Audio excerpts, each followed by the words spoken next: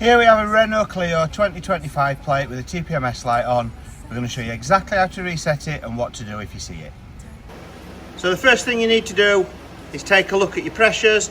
On this one you're looking at 33 psi on the front and 31 psi on the rear. You then need to go around all 4 tyres and set the pressures. So 33 at the front, 31 at the rear on this model. Always check your own sticker. And then once you've set the pressures, it's back into the car to reset it. So what you need to do is press your down arrow until you see tyre pressure initialisation long press. Then press and hold the OK button. It'll say if pressure OK, hold on. And then it'll flash up operation complete. And that is the full procedure you need to go through to reset your TPMS on your 2025 Renault Clio. If this video has helped you, don't forget, hit the like button. Don't forget to subscribe.